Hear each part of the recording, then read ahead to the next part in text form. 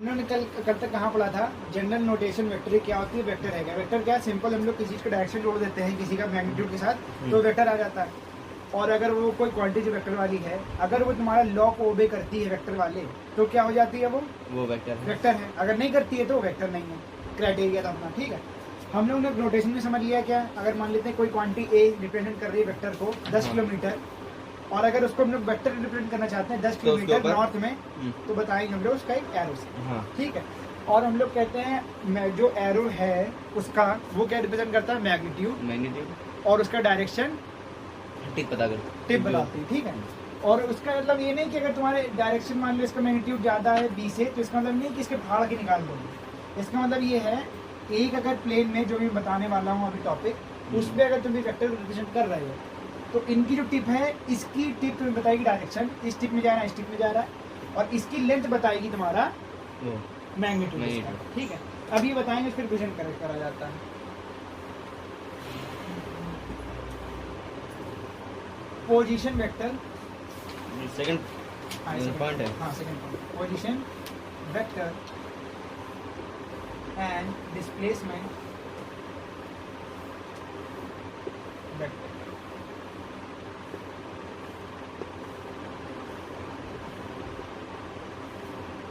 मैंने मान लो ऐसे, मान लो मेरे पास एक कार है, ठीक, मेरे पास एक कार है, मैं वो कार वहाँ चलती है, ठीक, मैं यहाँ खड़ा हूँ, मैं उस कार को इस जगह से देख रहा हूँ। मेरा क्या रेफरेंस पॉइंट, मतलब जहाँ से मैं देख रहा हूँ उसको मान लेता हूँ ओरिजिन, जहाँ मैं खड़ा हूँ देख रहा हूँ, ठीक, कोई दिक्कत। तो मैं मानता हूँ अपना जहाँ पर मैं खड़ा हूँ ओरिजिन, और एक्सिस में डिवाइड कर देता हूँ अपने चारों तरफ का प्लेन, सीधी एक्सिस, एक इधर वाली एक्सिस, इनको मैं डिवाइड करता हूँ प्लेन में, कोई दिक्कत इसमें तक नहीं। राइट। अब मैंने कहा कार अभी एक पर्टिकुलर पॉइंट टाइम पर P पर है, एक प्लेस है यहाँ पर पॉइंट P, इस पूरे स्पेस में 2D स्पेस में एक पॉइंट P है जिसपे ये कार है टाइम T पर। वैसे मैंने घड़ी देख रहा हूँ अभी 12:01 हो रहा है, तो इस समय पर ये यहाँ पर है, कोई दिक्कत नहीं तक नहीं। तो मैं अगर इसका पोजीशन वेक्टर बनाना चाहूंगा, तो पोजीशन वेक्टर क्या होता है, मेरे से और उस कार तक की एक लाइन, मेरे से कार तक की एक लाइन, उसे कहते हैं हम लोग पोजीशन वेक्टर। कोई दिक्कत नहीं था। तो पोजीशन वेक्टर की डेफिनेशन क्या हुई, पोजीशन वेक्टर की डेफिनेशन ये हुई, line from origin to the object. Let, हाँ वो सही कहा तुमने, पोजीशन पर तुम्हें बतानी पड़ेगी ना उसकी पोजीशन कहाँ पर है। तो let position of a particle, particle का होगा तो अभी तुम्हारे आइडिया आ जाए पार्टिकल मतलब क्या, पार्टिकल मतलब कार, जो भी दुनिया में जो भी चीज़ें हैं, पार्टिकल, एटम, कुछ भी ले लो, तो पार्टिकल उस पर अच्छे से खड़ा करता है। तो let position of a particle at time t, कुछ भी 12:01 बजे तुमने देखा तो इतने पे है, तो time t be P, then a line from reference point P, मतलब ये point P, then the line from a reference point, from a reference point or origin is called position vector. Reference point, Reference point or origin is called position vector. Line इसको लिख सकते हो या arrow भी लिख सकते हो, अगर एरो लिखो तो ज़्यादा बढ़िया क्योंकि एरो एक वेक्टर रिप्रेजेंट करता है, ठीक। तो इसका मतलब तुम्हें क्या समझना है, पोजीशन मतलब मैं ये बता रहा हूँ कि अगर मैं इस लाइन के हिसाब से अगर मैं इधर देखूंगा तो इसकी जो भी लेंथ होगी, उसके बाद अगर मैं वहाँ जाऊँगा इस डायरेक्शन में एरो के हिसाब से, तो पता चलेगा कि उस जगह पे उसकी पोजीशन थी उस समय पर, ठीक। अब मैं कहता हूँ कि ये पोजीशन क्या है उसकी, मान लेते हैं एक्स है और टाइम t, यहाँ पर मैं t रिप्रेजेंट कर रहे हैं एक चीज़, मान लेते हैं ये उसकी पोजीशन है उस पार्टिकल की x प्लेन में, कोऑर्डिनेट जो भी है, मान लेते हैं y कोऑर्डिनेट ले लेता हूँ मैं, टाइम t पर उसकी ये कोऑर्डिनेट, टाइम का कोऑर्डिनेट मैंने एक्स्ट्रा जोड़ दिया है रिप्रेजेंट करने के लिए, ठीक है, x y जो भी उसकी वैल्यूज है। मैंने कहा अब मैंने कुछ देर बाद मान लेते हैं t1 टाइम पर वो अब आगे चल चुकी है, तो मैंने कहा वो अब यहाँ पर आ चुकी है, यहाँ पर वो पार्टिकल आ गया है, कब, t1 टाइम पर, ठीक है। अब उसकी क्या डिस्टेंस है, पार्टिकल बदल गए, टाइम भी बदला, t1 टाइम 12:02 हो गया, पहले 12:01 था, और उसकी पोजीशन ही बदल गई, x1 y1 बदल गए, तो इसका मतलब क्या हुआ, यहाँ पर उसकी डिस्प्लेसमेंट कितनी हुई, यहाँ से यहाँ तक की तो होगी डिस्प्लेसमेंट, हाँ यही तो होती सिंपल एक सीधी लाइन। डिस्प्ले और डिस्टेंस क्या होता है, कर्व लाइन जो मैंने कल बताया था। डिस्प्लेसमेंट क्या है, सीधी लाइन। कर्व लाइन मतलब जो उसका पाथ रिप्रेजेंट करता है, कहीं से चला गया, हमें क्या बताओ कहाँ से गया है, कहीं से घूम के चले जाओ। पर डिस्प्लेसमेंट क्या है, दो पर्टिकुलर पॉइंट से सीधी लाइन जोड़ने वाला। तो यहाँ से डिस्प्लेसमेंट क्या है, लेट लिखते हैं इसकी डेफिनेशन, P1 तुम्हारी है। तो पोजीशन वेक्टर समझ में आ गया क्या है, ओरिजिन से लाइन जोड़ना, displacement vector, displacement let position of particle at time p bt and at time t1 b p1, then position vector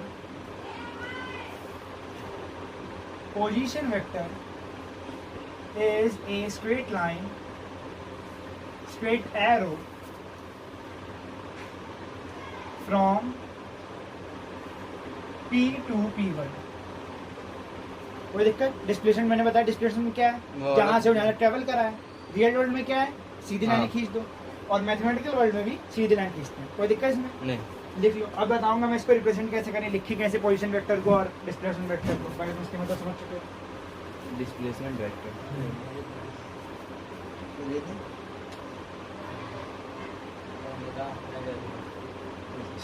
गिर दे दो कुछ।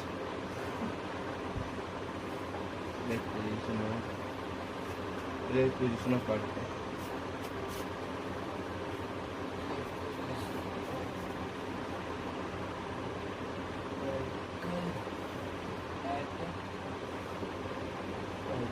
एट ये क्या लिखा है, एट के बाद at time, eight time t1 नहीं वो एट टाइम p, अरे सॉरी उल्टा लिख दिया, at time p b p, ठीक। At time p and at time t1। अब यहाँ पर हम लोग को यहाँ पर नोटेशन नहीं करना आना चाहिए पोजीशन वेक्टर का, डिस्प्लेसमेंट वेक्टर का। हम लोग के पता चल लिखेंगे डेफिनेशन क्या है, पर मैथमेटिकल वर्ल्ड में हम लोग को लिखना पड़ेगा क्या इसकी। अगर मैं लिखता हूँ ओपी या कोई वेक्टर को रिप्रेजेंट करना तो किस तरीके से रिप्रेजेंट करेंगे लिख कर। तो क्या करेंगे, हमने देखा इसकी पूछ कहाँ पर है, ओ से शुरुआत जहाँ हुई है, हाँ। और इसकी टिप कहाँ पर है, p पे पी पे। तो at time P, at time T इसकी पोजीशन है पी, तो इसका पोजीशन वेक्टर क्या होगा, position vector at T is equal to O P. और देखो पीछे वाला साइन का रिप्रेजेंट करता है जहां से चालू हुआ, और आगे वाला का रिप्रेजेंट करता है कहां तक ये गया है। कोई दिक्कत इसमें। और इस जगह पर क्या था, ओ से P1।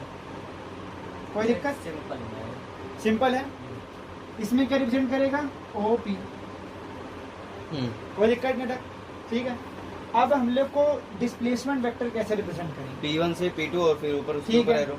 P से P1 इसके ऊपर आएगा। हाँ इतना समझ में आ गया। अब इसका फॉर्मूला क्या बनेगा, इसको निकालेंगे। देखो फॉर्मूला आगे तो मैं सिखाऊंगा सब्ट्रैक्शन कैसे होता है, पर इसका फॉर्मूला अभी मैं बता रहा हूँ क्या होता है, बहुत आसान है। ट्रिग्नोमेट्री भी नहीं है, उससे भी आसान ही रहेगा, उससे भी ज़्यादा आसान है। क्या है, P से P1 हम लोग का क्या डिस्प्लेसमेंट वेक्टर है, हाँ इस पर्टिकुलर पार्टिकल का T1 और T के टाइम के बीच में, ठीक है। तो इसकी displacement T1 minus T time में कितनी है, इतनी है, ठीक। तो ये कैसे लिखेंगे, सिंपल है, OP1 पहले माइनस कर दो, माइनस OP2, सॉरी OP, इसको इससे माइनस कर दो। वेक्टर का माइनस अलग रहता है, सिंपल वर्ल्ड का माइनस नहीं रहता, मैग्नीट्यूड नहीं कहते हैं आप लोग, कहते हैं 10 क्या आ गया 2 8 आ गया, ऐसे नहीं होता है, उसका फॉर्मूला रहता है, पढ़ेंगे पहले ही लिख लो। पोजीशन वेक्टर का भी लिख लेना, अगर पोजीशन वेक्टर समझ में तो आएगा कैसे डिनोट करते हैं।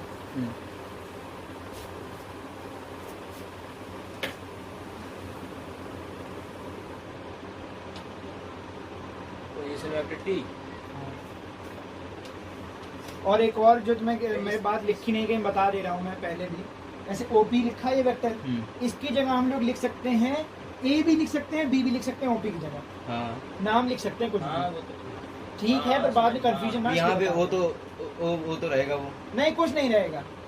मैं तो यहाँ पर starting point है इसको ना। मैं यही तो चीजें समझने वाली है। किसी अच्छा, बुक में हाँ, जल्दी ठीक, लिखा रहता, मतलब ये है कि वो तो उन्होंने कह पहले दिया दिया गया होगा ना। इसका पोजीशन वेक्टर है, मान लो किसी पार्टिकल का आर टी टाइम, तो इसको हम लोग ऐसे लिख देंगे। कोई तुम्हारा रेफरेंस पॉइंट कुछ नहीं, बस हम लोग लाइन खींचेंगे और लिख दिया आर। इसका मतलब ओपी है, ये हम जानते हैं। जो पर लिखा- उसने किताब में क्वेश्चन क्या कहा कि इसी पोजीशन वेक्टर है पर्टिकुलर पार्टिकल का टी टाइम पर आर, तो उसको तुम आर लिखो। ठीक, कोई दिक्कत नहीं, ना समझना, बोलना नहीं, इसको भी पूरी जरूरी है।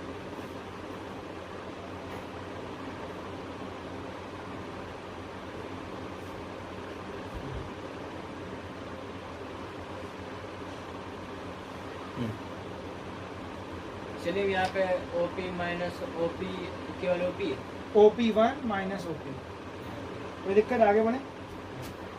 पोजीशन वेक्टर डिस्प्लेसमेंट वेक्टर में कोई भी दिक्कत लगी हो कतई बता नहीं। सकते हो, कतई नहीं, कोई भी डाउट रहा।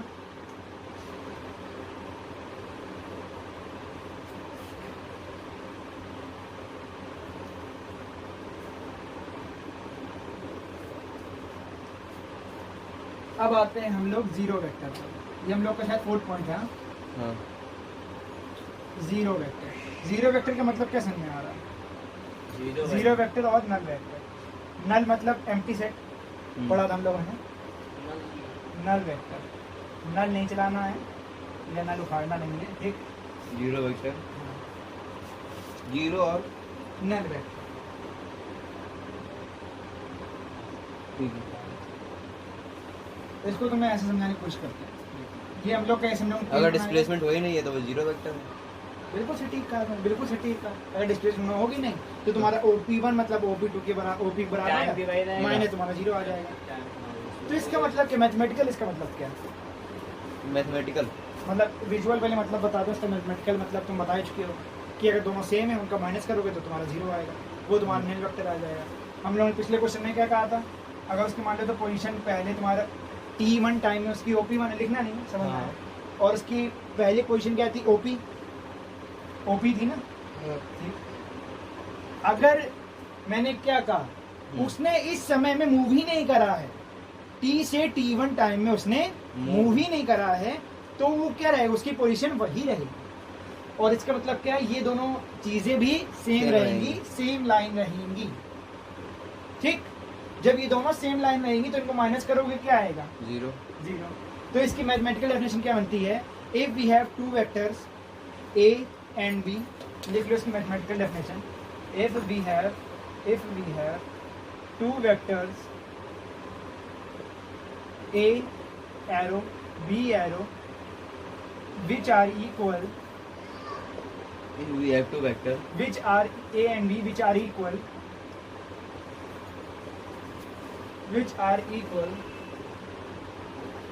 then A vector B vector minus B vector is equal to इसमें zero. ए एंड बी ऐसे लिखोगे? A vector and कोई B दिक्कत vector, नहीं ना? कोई दिक्कत नहीं, A vector and B vector, then A vector minus B vector is equal to zero, A vector B vector के बाद क्या लिखा है? is equal to zero vector, Which are equal. Zero. इससे एक में बहुत महत्वपूर्ण कंडीशन मिलती है एक, कि अगर A वेक्टर और B वेक्टर का माइनस तुम्हारा जीरो वेक्टर हो रहा है, इसका मतलब ये होगा कि डिस्प्लेसमेंट नहीं हुआ है। डिस्प्लेसमेंट में नहीं हुआ है और A वेक्टर B वेक्टर के बराबर। हाँ। डिस्प्लेसमेंट की बात नहीं है यहाँ पर, हर बात में बात हो रही, पर डिस्प्लेसमेंट तुम्हारे एग्जाम्पल लिया है। ठीक, अब आते हैं इसको समझने के लिए, और भी कुछ बहुत प्रॉपर्टीज होती हैं, लिख लो। ये कंडीशन डबल एरो वाली है, अगर ये लिखोगे तो इसका मतलब ये है, ये लिखोगे इसका मतलब ये है। ठीक,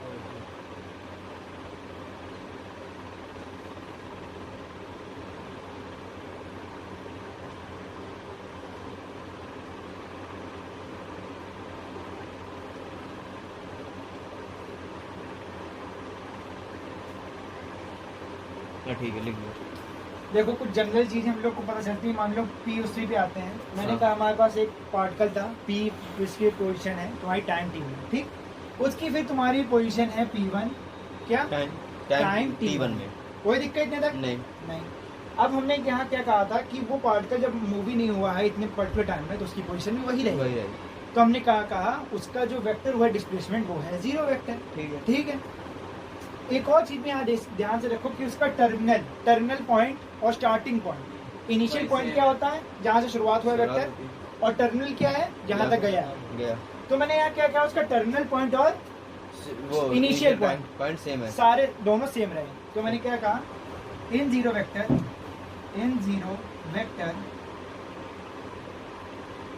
terminal point and initial point. Terminal का मतलब पता है ना जहां तक एरो जाता है, टर्मिनेट होता है पॉइंट। हाँ, and initial point or terminal point same.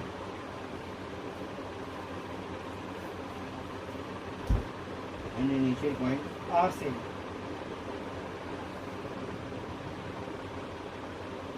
Are same, बस। हाँ, इसका मतलब बहुत महत्वपूर्ण है। क्यों है? तुझे भी पता चलेगा तुम्हें। जैसे मान लेते हमने बना दिया तुम्हें एक जीरो वेक्टर बनाया Pj P1 दोनों पॉइंट सेम हमें पता है। अब वेक्टर का मतलब क्या होता है? मैग्नीट्यूड के साथ डायरेक्शन। मैग्नीट्यूड इसका 0 है, हम लोग समझ सकते हैं क्योंकि डिस्प्लेसमेंट हुई नहीं है। तो इट हैज 0 मैग्नीट्यूड, ये तो हमें पता है, इसमें कोई कहने की बात ही नहीं है, तो समझ में आ रहा है। पर इसका डायरेक्शन कैसे होती है ना, जो वो आगे डिजिट लगी रहती है। मैं क्या था मैग्नीट्यूड वही होती है ना, जैसे 1 किलोमीटर में मैग्नीट्यूड 1 है। वो मैग्नीट्यूड उसका तीव्रता, डिस्प्लेसमेंट हमने 1 किलोमीटर करी, स्पीड वेक्टर क्या मतलब वेलोसिटी वेक्टर क्या है 10 किलोमीटर प्रति घंटा चल रहा है। डायरेक्शन उसका क्या है नॉर्थ वेस्ट जो भी। तो उसके जो भी नंबर जो उसके नंबर तीव्रता, ठीक, उसको स्तर है, जो भी चीज का उसका मैग्नीट्यूड है तीव्रता है उसे मैग्नीट्यूड कहते हैं। ठीक, अब हम लोग को क्या पता है कोई भी वेक्टर है, मान लो वेलोसिटी वेक्टर है, मान लो मैंने कहा वेलोसिटी का चेंज कितना हुआ भाई, कांस्टेंट स्पीड पे चल रहा है स्ट्रेट लाइन में, डायरेक्शन का सीधा है। मैंने कहा कांस्टेंट वेलोसिटी पे चल रहा है, अगर t पर्टिकुलर टाइम में उसकी वेलोसिटी है v और कांस्टेंट पे चल रहा है, इसका मतलब क्या उसकी वेलोसिटी चेंज नहीं हो रही है। तो t1 में क्या उसकी वेलोसिटी रहेगी वो सेम रहेगी। तो इसका मतलब क्या चेंज इन वेलोसिटी नहीं हो रही, 0।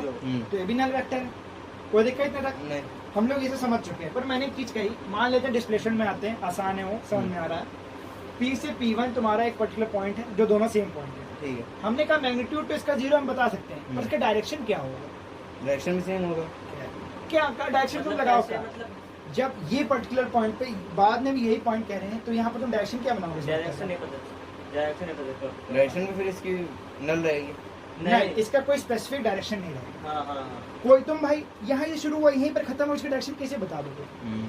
डायरेक्शन के लिए क्या है, हम लोग को 2 पर्टिकुलर पॉइंट्स ये रहते हैं, यहाँ से लेकर हल्का सा डिस्प्लेसमेंट हो यहाँ तक, ताकि हम यहाँ जोड़ दें, यहाँ जोड़ दें, वहाँ जोड़ दें। पर हम लोग को जब उसी पर्टिकुलर पॉइंट पे स्टार्ट हुआ खत्म हुआ, जब वो मूव ही नहीं करेगा तो हमें कैसे पता चलेगा आगे उसकी क्या डिस्प्लेसमेंट होगी या कहाँ जा रहा है? Direction, no specific direction. It has no specific direction. तब क्या करेंगे, मतलब शो कैसे करेंगे? इसका मतलब नहीं रहेगा शो, इसको नहीं, इसका डायरेक्शन को शो का मतलब शो ही नहीं करेंगे। इसका शो ऐसे करा जाता है, नल वेक्टर को 0 लिखकर ऊपर उसके एरो लगाया जाता है, इसका रिप्रेजेंटेशन ही है जो मैं यहाँ पर देख चुका हूँ पहले रिकॉर्ड कर रहा हूँ। तो इसमें कोई दिक्कत हुई डाउट वाली पॉइंट? नहीं।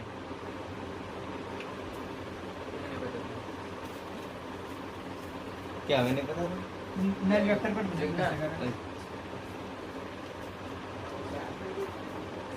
अब फ्री वेक्टर पे आ जाओ। इसके नीचे कोई लिखा था क्या? अच्छा, ये लिखा था के ऊपर डैश, मतलब एरो। फ्री वेक्टर क्या है? फ्री वेक्टर वो कहीं पर भी घूम रहा है अलग बात हो जाती है। कहीं घूमेगा तो वेक्टर कैसे बनेगा? हाँ बिल्कुल सही, घूमने चाहिए, मतलब वेक्टर नहीं, इसके डायरेक्शन मतलब कांस्टेंट नहीं, वेक्टर होता है पर उसकी वैल्यू चेंज होती रहती है। ठीक, वो अलग चीज़ आ रही है, पर हम लोग यहाँ पर अलग बात कर रहे हैं, वो भी तुम पढ़ेंगे भी आगे, पर अभी तक फ्री वेक्टर का मतलब ये है, जैसे हम लोग ने भी बात करी, हम लोग एक ओरिजिन मानते हैं स्पेस में, एक ओरिजिन मान लेते हैं कि भैया यहाँ से इसका पोजीशन वेक्टर ये बना, डिस्प्लेसमेंट वेक्टर यहाँ से यहाँ हुआ। पर हम लोग फिजिक्स में कभी तो हम लोग ऐसे फोर्सेस हैं, जैसे मान लो मैंने बॉक्स पे फोर्स लगाई अपने हाथ से, ठीक है, पता नहीं लगा वाले हाथ बना रहे, ठीक है, मैंने फोर्स लगाया आगे के लिए, ठीक है, उसके बाद मैंने क्या करा, यहाँ से डायरेक्ट एरो खींच दी कि ये मेरा वेक्टर लगा इस डायरेक्शन में। अगर मैं मान लो इसको एक चेन से खींच रहा हूँ, ठीक है, यहाँ मेरा हाथ है ऐसे कुछ, तो मैं इसको क्या कर रहा हूँ, इधर से खींच रहा हूँ, तो मैंने एक वेक्टर बना दिया ऐसे करके। ठीक है, ये वेक्टर क्या है, इनका कोई ओरिजिन है, मैंने कोई रेफरेंस पॉइंट माना है? नहीं। नहीं। दोबारा समझाना, मैं दिमाग कहीं और था। अगले बताएंगे ये रखना, अपना बहुत पहले जाओगे, ठीक है? मैं कुछ और सोचने लगा था। जैसे मान लो मेरे पास ये बॉक्स है, मैंने उसको धक्का मारा, तो हम लोग बचपन से चीज करके आ रहे हैं, हम लोग एरो बना देते हैं। चाहे यहाँ बना दें कि हमने यहाँ मारा है, मतलब मारा है इसी बॉक्स में डायरेक्शन में। और मैंने मान लो चेंज अगर खींचना हो, कोई चीज खींचना चेन से, तो मैं चेन पे वेक्टर में आ दूंगा, मैं चेन के ऊपर बना देता हूँ कि मैं इसको इतनी तेज से खींच रहा हूँ। ये होते हैं फ्री वेक्टर, मतलब इनका कोई ओरिजिन नहीं है, इनको हमने बस कहीं पर भी खींच सकते हैं। इनको बस हम लोग इसलिए बनाया ताकि हम लोग समझ सकें क्या फोर्स लग रही है, किस तरीके से कुछ हो रहा है, ठीक है? वेक्टर्स हैविंग नो ओरिजिन, ठीक? इसका बहुत महत्वपूर्णता है पूरे तुम्हारे फिजिक्स में, और बाकी चलते जाओगे तो उसमें अपने, क्योंकि फ्री वेक्टर्स में हमेशा लगाना पड़ेगा वेक्टर 1 है, वेक्टर्स हैविंग नो ओरिजिन। नहीं, ये फ्री वेक्टर 1 है ये। इसको तुम कोई भी नाम दे, तो मैंने फोर्स लगाया यहाँ पर, तो इसको मैंने ये दिया अरे F नाम, यार, हेडिंग की बात कर रहा हूँ। Free vector. अरे वो ये है अच्छा, यार, कौन सा बनाए हो? ठीक है? हम सोचे इसमें भी 1 2 3 क्योंकि हम लोग को किसी भी फोर्स को कंपोनेंट्स में डिवाइड करना पड़ता है, हम लोग को वेलोसिटी दिखानी पड़ती है इस डायरेक्शन में, हमने कहा डिस्प्लेसमेंट हमारी डायरेक्शन में, हमें बहुत सारे फोर्सेस के कंपोनेंट बनाने पड़ते हैं, तो उसके लिए हम लोग करते हैं फ्री वेक्टर का इस्तेमाल। कहीं से भी लगा दिया, कोई मतलब नहीं कहाँ से आए हैं, बस ये मतलब है वो किसी भी रिप्रेजेंट कर रहे हैं, ठीक? ठीक। ठीक, अब मैं जो टॉपिक में बताने जा रहा हूँ एडिशन सब्ट्रैक्शन वेक्टर्स का, उससे फ्री वेक्टर का महत्वपूर्णता है। एक और भी आ जा, 18 बज गया यार, कितना? 18 बज गया, सोच ही नहीं पाए इतनी देर में। इक्वालिटी ऑफ वेक्टर आ जाओ। तुमने सोच दिया थोड़ी देर। पता था, बोले नहीं क्या बोलना। अरे इधर आ जाओ, इधर आ जाओ, इधर आ जाओ, इक्वालिटी ऑफ वेक्टर आ जाओ इधर। 6 पॉइंट। मोटिवेट कर देते हैं। इसमें हम लोग को ये बताने से मालूम है कोई फोर्स है, हम लोग के पास स्पीड है, मतलब वेलोसिटी है, डिस्प्लेसमेंट है, हम लोग को ये बताना हो कि वो चीज़ इक्वल है। अगर हम लोग स्पीड इक्वल बताएं कैसे बताएंगे? हम कहेंगे भाई उसकी 10 किलोमीटर प्रति घंटा भी चल रहा है, अगर ये 10 पे चल रही है 10 किलोमीटर पे, तो दोनों इक्वल है, ऐसे बताते हैं। वेक्टर में कैसे बताएंगे? अगर एक ही सेम डायरेक्शन में अगर उसी स्पीड से चल रहा है, बिल्कुल सही। अगर कोई दो वेक्टर सेम डायरेक्शन में भी हैं और उसी कांस्टेंट स्पीड पे कांस्टेंट स्पीड पे भी हैं, तो वो इक्वल है। तो हम लोग इसकी डायमेंशन क्या बनाएंगे? टू वेक्टर्स क्यों? वो चीज कभी भी एक साथ चल सकती है और बिल्कुल चल सकती हैं। कोई दुनिया में चीज नहीं है ऐसी जो कांस्टेंट स्पीड पे चलती है, ठीक है? चलो क्यों? इधर आ जाओ। वो लाइट चलती तो है दुनिया में, कौन सी क्या बोलते हैं, लाइट। लाइट? हाँ। ओहो किल्ड भाई साहब। यशु वो कांस्टेंट नहीं है। गर्व है मुझे तो ऊपर। अरे नहीं बता दो यार। अरे बिल्कुल सटीक बोला तो कांस्टेंट चल रही का है। है एक मिनट भाई, का है तुमने बहुत अच्छा सवाल करा है इस समय, मेरे मन में एक चिंगारी उठी है, फिर रुको बाद में इसके बारे में बात करूंगा, पहले इधर आ जाओ। अरे आग अभी लगा यार। बहुत सटीक बात बोली है तुमने यार। ठीक है चलो अभी पहले इधर करते हाँ, चलो। हैं, बहुत अच्छी बात लगी है। चल इसको बाद इसको तो लिखा ही लिखा है ना, अभी दिमाग छूट जाएगा। फिजिक्स चल रहा है अभी, ज्ञान ना पहले लिख लेते हैं, उसको मैं लिख लूंगा अपने किसी चीज में, और ध्यान देते अरे हम हुए। लिख ले। टू वेक्टर्स और मोर आर इक्वल। ऐसे अच्छा लगा है यशु, तुम पे मतलब एक तरीके से मेरी मेहनत रंग ला गई है, जो मैंने बताया तो सब याद रह रहा है, बहुत अच्छी बात है। टू वेक्टर्स और मोर आर इक्वल इफ, रिवाइज करा देता हूँ। अच्छी बात है ना यार, ये बहुत अच्छी बात है, इसमें ध्यान दे रहा है बात, कुछ समझ में आया मुझे, ध्यान देता है बात पर, बहुत बढ़िया बात है ये। Two vectors are equal if और मोर, टू भी नहीं, कब होंगे? इफ पहला पॉइंट क्या है? They have constant speed in equal magnitude. हमेशा हम लोग स्पीड की बात तो करेंगे नहीं भैया जी, फिर फोर्स की बात कर सकते हैं। और if they have equal magnitude, equal direction या सेम डायरेक्शन, ठीक?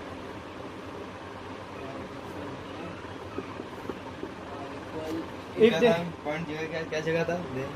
क्या सेम क्या पॉइंट जग गया था तुम्हारे मुंह? मन में जो चीज निकलेगी ना, अभी रुक जाओ, शांत रहो, अभी पहले पढ़ लेते हैं। मैंने शांत रहो, अभी तुम्हें बताएगा। जैसे मेरे पास मान लेते हैं दो तीन वेक्टर हैं, ए और तुम्हारा ये तुम्हारा बी और ये तुम्हारा सी, ठीक है। और अगर तुम वेक्टर को लिखना भी है ना, ये फ्री वेक्टर है, इनका कोई ओरिजिन नहीं, कुछ नहीं है, इसलिए मैंने फ्री वेक्टर को बताया था पहले, ताकि तुम्हें समझ में आए। अगर मैं यहाँ से बना लेता तुम कहते अरे भैया ओरिजिन क्या है इनका, तो फ्री वेक्टर मैंने बनाए हैं 3 ABC, ये सब इक्वल है। क्यों? क्योंकि सेम डायरेक्शन में लग रहे हैं। सेम डायरेक्शन में, और इनकी लेंथ भी इक्वल मानो। मैंने हल्का मीजर करके तो नहीं बनाई है, पर अपने हाँ। हिसाब से इक्वल बनाई है। हाँ। पर अगर कोई वेक्टर है तुम्हारे पास जो छोटा है इन सबसे, D मान लेते हैं, तो ये इक्वल नहीं है। तो मैंने क्या कहा, A vector is equal to B vector is equal to C vector is not equal to D vector. ये बनाना पड़ेगा। भाई बना लो, बाद में सामने आ जाएगा। बाद हम लोग और चीजें पढ़ेंगे। अच्छा मैंने कहा चलो ठीक है, C वेक्टर तुम्हारा D के बराबर नहीं है। बता दे। C वेक्टर तुम्हारा D के बराबर नहीं है। ठीक है। मान लेते हैं C तुम्हारा, D है तुम्हारा, वो आधा है तुम्हारा C से। बना दिए हमने। मान लो, अरे मान लो यार भैया, C तुम्हारा D के आधा है। ठीक है। तो हम क्या कहेंगे, C vector is equal to क्या, half of D, half of D, कि half of of C is equal to D. D ठीक। हमने इसका मैग्नीट्यूड आधा कर दिया है। अभी हम लोगों ने मल्टीप्लिकेशन नहीं करी है, इसलिए तुम्हें समझ नहीं आ रहा है। मल्टीप्लिकेशन करना भी सीखेंगे, वो अभी नहीं सीखना है। अब पहले एडिशन करो, सब्ट्रैक्शन करना सीखें, उसके बाद मल्टीप्लिकेशन। मैंने तुम्हें आइडिया दे दिया है। ना बनेंगे पहले मल्टीप्लाई कर सीखेंगे। नहीं बच्चे यार, नहीं, अच्छी बात, जिज्ञासा जरूरी है। पर मैंने तुम्हें एक आइडिया दे दिया है कि अगर ऐसा होता है तो ये आधे से बराबर हो सकता है। और ये कैसे होगा, मैग्नीट्यूड का तुम्हारा मल्टीप्लिकेशन। मैंने आइडिया, अच्छा मैं ABC इसलिए तुम्हें पता चल जाएगा कि क्या है, पहले दिखाना तो पड़ेगा ना, वेक्टर नहीं है। मैंने 3 वेक्टर बनाए ABC, 3 सेम लेंथ के, तो और ये सेम डायरेक्शन में भी है, तो इसका मतलब ये बराबर है। पर D आधा है तो D के बराबर नहीं, D इनसे छोटा है इन तीनों से। इस मैग्नीट्यूड क्या होता है, अच्छा उसमें एरो की लेंथ, एरो हाँ बनाई, एरो की लेंथ होती है और मैग्नीट्यूड। A भी A और D से देख लो क्वेश्चन, देख लो पहले आराम से। क्या हो गया? A और D से है ना, A और D कहाँ सेम है? A B C और D। ABC सेम है पर D सेम नहीं है इन तीनों के। अच्छा उसको वो बोलना बना। हाँ बहुना बना दिया। बहुना क्यों, बहुना बनाएंगे तो उसकी मैग्नीट्यूड छोटा हो जाएगा। ठीक, इक्वालिटी समझ में आ गई है ना।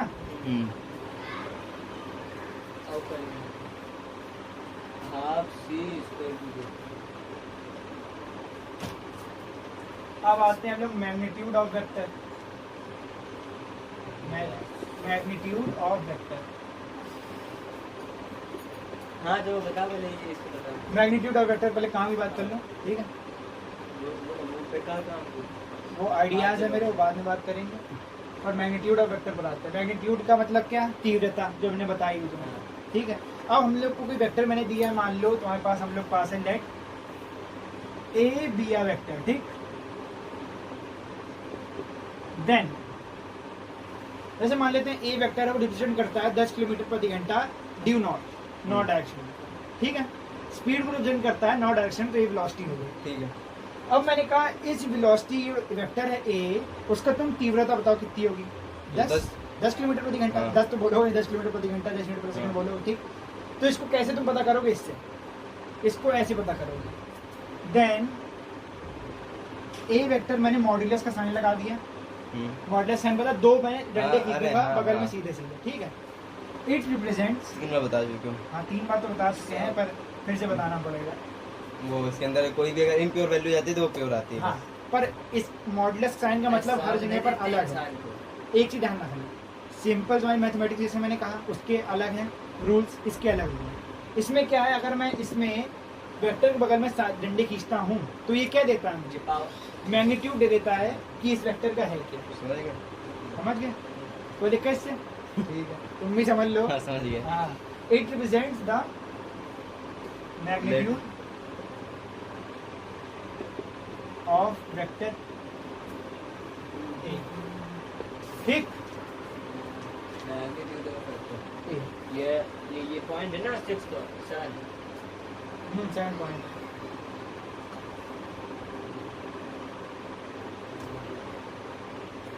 Vector then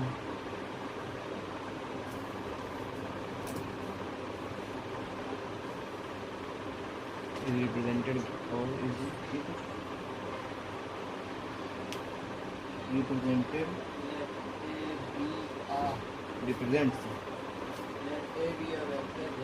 represent the magnitude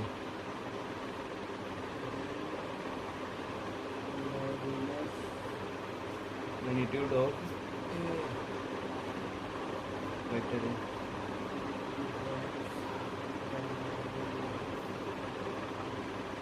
ठीक है। ठीक है। और एक और चीज़ भी ध्यान से रख लो, कभी जब ऐसा होगा तुम्हें कहा जाएगा कि मान लेते हैं ए मेरे पास वेक्टर है और इसका मैग्नीट्यूड ऐसे करेंगे, मैग्नीट्यूड इसका बताओ, तो इसका मैग्नीट्यूड दे देंगे ए। कभी जब ऐसा हो सकता है तुम्हारे पास कि कोई साइन आंसर बढ़ जाएगा। हाँ, तो ये मान लो अगर ए तुम्हारे पास ए तुम्हारा अगर रिप्रेजेंट करता है तुम्हारा 10 किलोमीटर प्रति घंटा, ठीक ठीक है। और तुम्हारा ए वेक्टर का रिप्रेजेंट करेगा, एक डायरेक्शन लगा दो कोई भी इसके आगे, तो इसका तो मैग्नीट्यूड का रहेगा ए। तो ज़्यादातर क्या होता है हम लोग यही मानते हैं अगर ए वेक्टर है उसका मैग्नीट्यूड ए रहेगा। ये लिखने की जरूरत नहीं, लिख भी सकते हो, कोई दिक्कत नहीं है, पर इसको समझ रहा हूँ, समझना जरूरी है इसको।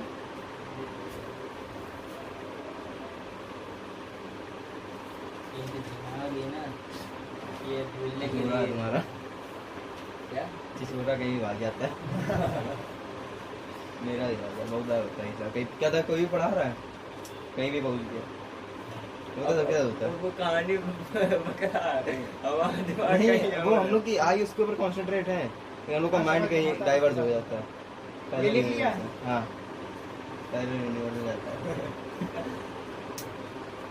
अब हमने कहा कि एडिशन ऑफ वेक्टर, ये सोचना नहीं पहले यूनिवर्स जैसी कोई एग्जिस्ट करती है कि नहीं। इधर आ जाओ, पहला यूनिवर्स। दुनिया में ऐसी चीजें होते हैं कि हम लोग पता है साइंटिस्ट कौन कहता है? हम कहते हैं कौन हो कहते? हम कौन हो? How are you? मामूली Who are you? इंसान मामूली इंसान है। आम आदमी में मैंगो मैन। चलो आ जाते हैं मैंगो मैन, इधर आ जाओ। मान लेते हैं हमारे पास ए वेक्टर ये है। ये किसके इसी के अंदर है, नहीं, इसी के अंदर पॉइंट है, ये अलग पॉइंट अब है। अलग पॉइंट है, एडिशन ऑफ वेक्टर आ रहा है, हम लोग अलग ही चीज़ है, इसका हम लोग 8 पॉइंट है। ठीक, बता दिया बता रही ठीक आया है। अब इधर आते हैं हम लोग अपने रूम में आते हैं। ठीक है, चलो हमारे पास एक वेक्टर है, फ्री वेक्टर बनाया, इसको हमने रिप्रेजेंट कर दिया ए से, और एक और फ्री वेक्टर बना दिया हम लोगों ने बी से। फ्री वेक्टर क्या होता है? कहीं पर ही बना दिया, कोई मतलब नहीं है उनका, उनके ओरिजिन में कोई मतलब नहीं है, उनको बस बना दिया हमने उनका मैग्नीट्यूड और उसके डायरेक्शन को बताने के लिए। ठीक है, अब इनको हमने सम करना है। जैसे मान लो इसकी जरूरत क्या पड़ी, वेक्टर की हमने तुम्हें बता सकता हूँ जरूरत क्या पड़ी, पहले मैंने बताया नहीं था, अब बताता हूँ। वेक्टर पहले ज़माने में क्या था, वेक्टर नाम कोई चीज़ नहीं था। उस ज़माने में क्या था, मान लो इधर फोर्स लगा रही है, मैंने इधर फोर्स लगाई और मैंने ऊपर से फोर्स लगा दी, इस डायरेक्शन में किसी डायरेक्शन एंगल में लगा दी, तो इनका जो सम होता है पहले की तरह बहुत ज़्यादा बड़ी कैलकुलेशन करनी पड़ जाती है इन दोनों को जोड़ने में। क्यों? क्योंकि भाई रिजल्टेंट ऐसे तो नहीं ना, इधर भी जाएगा इधर भी जाएगा, जाएगा तो एक डायरेक्शन में। अब भाई एक इधर फोर्स लग रही है, एक इधर लग रही है, तो इनको जोड़ें कैसे ताकि आगे जो फोर्स लगे वो किस डायरेक्शन में लगे पता चल जाए। ये पहले, जैसे मान लो मेरे पास एक किताब है, ठीक, किताब है, मैंने इस पर आगे लिए धक्का लगाया और एक नीचे के लिए लगाया, ठीक जाएगा है, तो एक ही साइड, तो जाएगा तो एक ही साइड, ऐसे होने ना इधर भी चला जाएगा इधर भी चला जाएगा, मतलब थोड़ा हल्का तिरछा टाइप जाएगा, हल्का तिरछा टाइप जाएगा। पुराने जमाने में वेक्टर नहीं था, ठीक है, पर हमें वहाँ पर क्या था, उनको बताना था कि अगर किस डायरेक्शन में जाएगा, बहुत सारी बड़ी कैलकुलेशन करनी पड़ती थी। जब वेक्टर आया तो हमने क्या करा, मान लेते हैं हमने इसमें एक ऊपर के लिए फोर्स लगाई ऐसे में और एक सामने के लिए फोर्स लगाई ऐसे में, तो हमने एक ऊपर लगाई और एक सामने लगाई, तो ये किधर जाएगा, एक एंगल में ऊपर। कोई दिक्कत हो रही इतने में, तिरछा जाएगा। तो अगर नॉर्थ में लग रहा है, ईस्ट में लग रहा है, तो नॉर्थ ईस्ट में जाएगा। बिल्कुल सटीक, अगर बराबर लग रहा है, बराबर लग रहा है, अगर ज्यादा बराबर ज्यादा तेज नहीं। जैसे मान लो तुम्हारे पास कोई भी ऑब्जेक्ट है, ये किताब है, तुम इसको ऊपर खींचो और आगे के लिए खींचो, क्या होगा, ये डायरेक्शन में जाएगी। मान लो मेरे पास ये किताब है और ये अगर मैं इसको ऊपर ज्यादा तेजी से खींचूं और इधर हल्का से खींचूं तो क्या होगा, ये ऊपर ही जाएगी, ये मतलब एक एंगल में जाएगी पर ऊपर ज्यादा रहेगी। अगर मैं इसको ऊपर धीरे खींचूं और इधर तेज खींचूं तो क्या होगा, तो इधर ही जाएगी, मतलब हल्का ज्यादा तेजी मतलब कांस्टेंट उसमें उसी में जल्दी चली जाएगी अगर एंगल बदलता है। तो ये जरूरत थी वेक्टर की। वेक्टर ये करता है तुम्हें सटीक किस चीज का भी रिजल्टेंट बता देता है, अगर वो दोनों की चीज, एक बी वेक्टर है और एक ई वेक्टर है, जैसे हम बताया कि ये पर्टिकुलर इधर फोर्स लग रही है और एक इधर फोर्स लग रही है। तुम कहोगे नहीं भैया हम इसको ऐसे बनाना है, ऐसे बनाना है, ऐसे बना दो, कोई दिक्कत नहीं है, पर ऐसे बनाओगे तुम्हारा ट्रायंगल रूल लगेगा। ट्रायंगल तुम एक बना सकते, ट्रायंगल रूल मतलब एक ट्रायंगल बनाते हैं, इनका रिजल्टेंट। मैंने कहा मेरे पास दो वेक्टर है ए और बी, ए तुम्हारा शुरू हुआ है ऐसे, बी शुरू हुआ है ऐसे, अलग भी बन सकता है हल्का सा, एक ऐसा नहीं, मैंने कहा इनके बीच में जो एंगल है ए बी के वो थीटा है, ठीक, कोई दिक्कत इतने हो रही है? तो मैंने कहा इन दोनों का जो सम होगा ए वेक्टर प्लस बी वेक्टर वो क्या होगा, बी की टेल से शुरू होगा और ए की टेल पे खत्म होगा, ए के टिप पर खत्म होगा, ये होगा इनका रिजल्टेंट। नहीं समझ में आया? ए प्लस बी ऐसे लिखोगे? हाँ, ए प्लस बी ऐसे लिखोगे, इसको तुम एक रिजल्टेंट लिख सकते हो आर, हाँ लिख सकते हो, मतलब ये तो समझ गया कि जो मतलब ये थर्ड लाइन हाइपोटेन्यूज जैसी है वो हाँ। उसका वो रिजल्टेंट रहेगी, इन हाँ। दोनों का सम रहेगी। हाँ। पर बना कैसे, मान लेते हैं इसका सिंपल क्राइटेरिया लेते हैं जो हम लोग आसानी समझ तो सकते मतलब अगर ये अगर 90 डिग्री एंगल बना रहा तो इसमें वही हाइपोटेन्यूज वो क्या बोलते हैं पाइथागोरस थ्योरम लग जाएगी। हैं। बिल्कुल सटीक लग जाएगी आराम से। पर एक चीज में तुम्हें सिंपल एग्जांपल दे रहा हूँ, हम्म। मान लो मैंने करा कि मैंने ऊपर किसी बॉक्स को खींचा, ठीक है सामने एक बॉक्स को खींचा, ठीक है।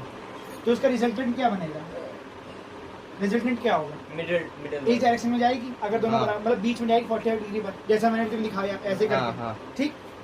मैं इस वेक्टर को हल्का पीछे दिखा दे रहा हूँ, ये वेक्टर क्या है, फ्री वेक्टर, वेक्टर। हमें सिर्फ बताना है इस पे आगे की फोर्स लगा है। तो मैंने इसको यहाँ से हटाकर क्या करा, पीछे से लगा दिया इसके टिप पर, ठीक है।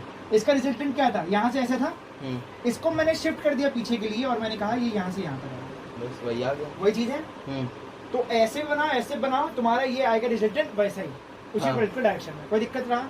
नहीं। तो उनका डायरेक्शन क्या रहेगा, if A and B are two vectors then their sum A vector plus B vector, two vector then their sum is a vector starting from A vector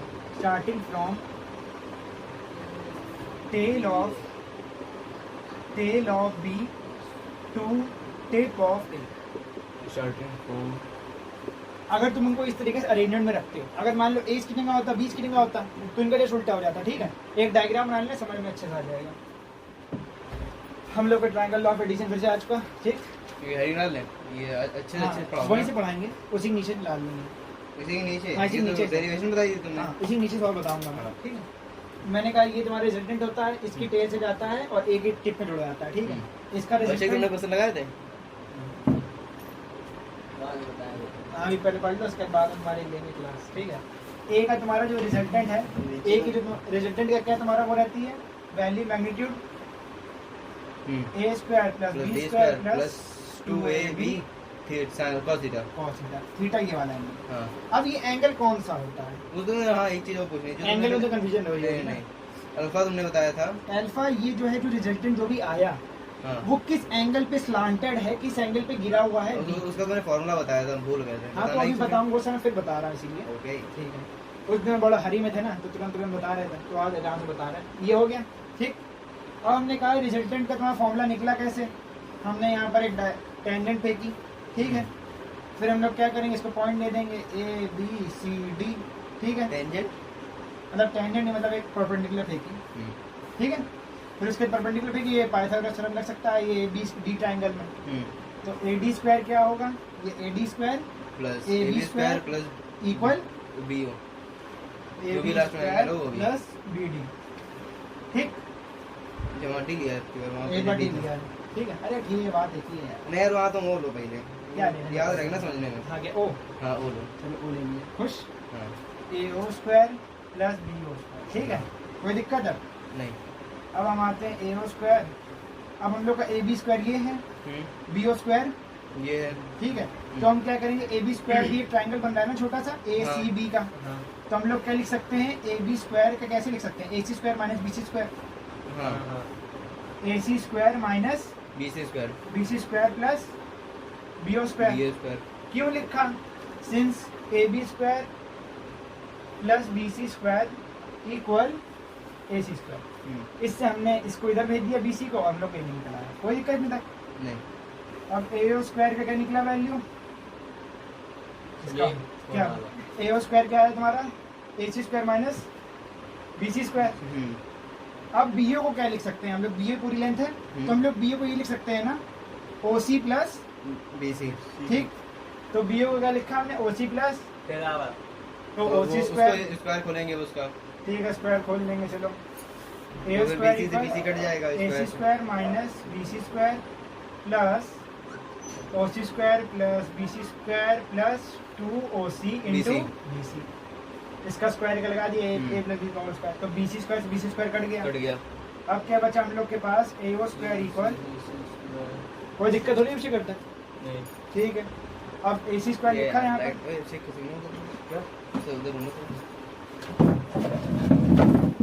कोई दिक्कत है अभी तक? नहीं। अब हमने क्या देखा कि ए ओ तुम्हारा क्या है हम लोग का आर, आर। तो हम लोग क्या लिख दिया इसको आर स्क्वायर।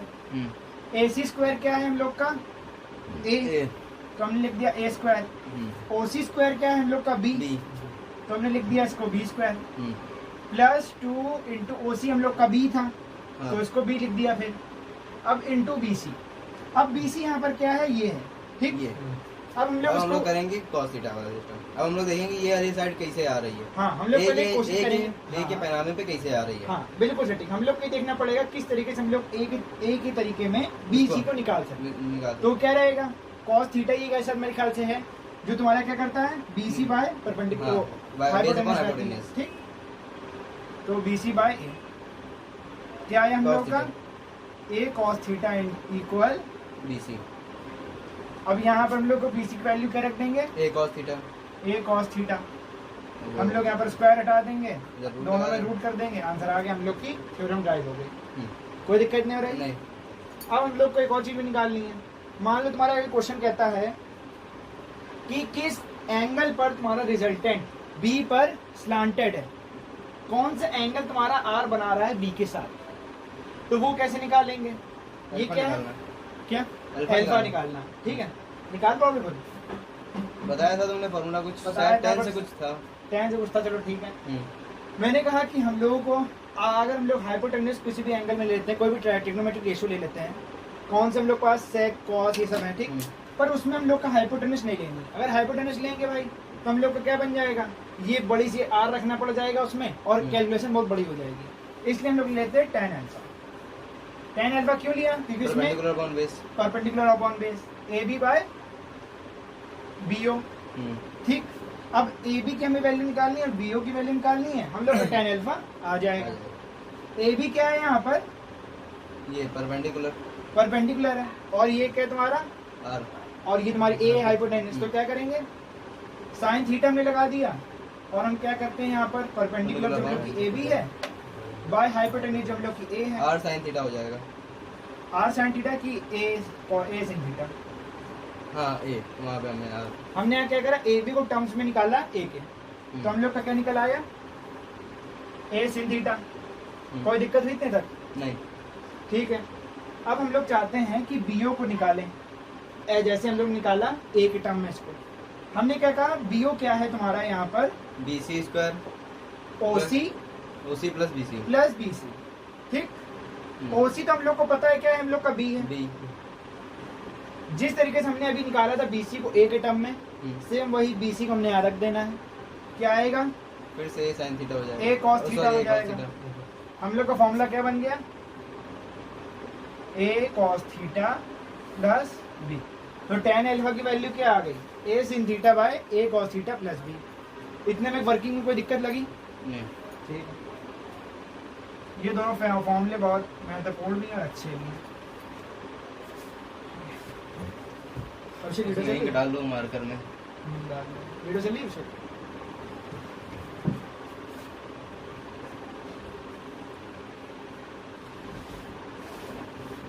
अच्छा ना मार्कर मंगाना वाला है, इनकी रिस्पॉन्स खराब हो जाता है मेरे साथ। अच्छा वात्सल्य सर जी 3 मिनट डालते थे, वात्सल्य सर जी 3 मिनट डालना पड़ता है। हाँ वो डालना ही पड़ता है। अच्छी बात है। इनका दिक्कत ये ना स्पंज बेकार हो जाता है तो ज़्यादा सोखने लगता है, फिर वही कौन स्पंज जो लगा रहता है अंदर, हम्म स्पंजी का तो खेल रहता है, और स्किनिप का स्पंज है इनका, देख लो रद्दी वाला हो गया, भूसा बन चुका है। देखें वो जल्दी लीक कर देता है। हाँ भूसा बन चुका है। खत्म। हाँ। अच्छा लगा नहीं इसमें थोड़ा एसिडिक टाइप की होती ना इनकी, जला देती है। सही में अरे यार कुछ बोले यार तुम सही में। तुम ये गलत तो नहीं बताओ पहले। हल्की सी हम लोग तुमसे कोई गलत थोड़ी ना कहते, तुम गलत कह रहे हो। गलत तुम कह नहीं सकते। ऐसा नहीं है, कभी तो गलत कहना पड़ता है। तो हम लोग को इतना आ गया, कोई दिक्कत है? नहीं। अब एक क्वेश्चन हम लोग का आ सकता है जिसके बारे में मैंने तो पहले बताया था कि थीटा कौन सा एंगल रहता है। सुनना, थीटा वो एंगल है, जैसे मैंने कहा ये मैंने दो एंगल बनाए, ए और बी बनाया। इनके बाहर का जो एंगल होगा नहीं, जो इनकी जो टिप है, जहाँ से हाँ। इनकी टेल है, उसके जिस साइड में टेल स्टार्ट टकराई, जहाँ से हुआ है हाँ वही result उनका एंगल का, है। हाँ। यहाँ पर क्या हमने थीटा क्यों माना है? क्योंकि अगर मैं इसको बी को ऐसे बाहर बना देता हूँ बी, तो मैंने कहा यहाँ पर इनकी टेल ज्वाइन हो रही है और यहाँ से एंगल बढ़ा है। यहाँ पर इनका फेस ज्वाइन हुआ था, ये वाला एंगल में इनका फेस ज्वाइन हुआ था, इसका टिप और इसकी टेल ज्वाइन हुई थी। तो ये हम लोग का एंगल नहीं। एंगल कब होता है? जब यहाँ से इन दोनों निकले, जब इस पॉइंट से इन दोनों की टेल निकले, ठीक है? मेन पॉइंट जहाँ से स्टार्टिंग हाँ, जहाँ से स्टार्टिंग पॉइंट है वहां से निकले, तो क्या इनका ये वाला एंगल बनता है। जैसे यहाँ पर हमने क्या कहा था, इसकी टिप जुड़ी है, इसकी टेल से, तो ये एंगल नहीं था।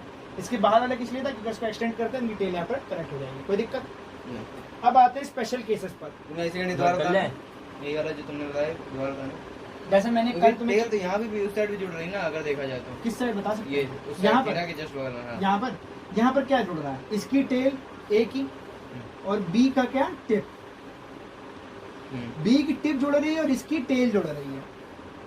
पर जब मैं इसको एक्सटेंड करा, क्या फ्री वेक्टर नहीं है सर, इसको कहीं पर भी बना सकते हैं, तो मैंने इसको आगे बना दिया, तो मैंने क्या देखा, इस पर्टिकुलर पॉइंट पे इस दोनों की टेल जुड़ रही है, इसकी भी टेल इधर जुड़ी, इसकी भी टेल इधर जुड़ी।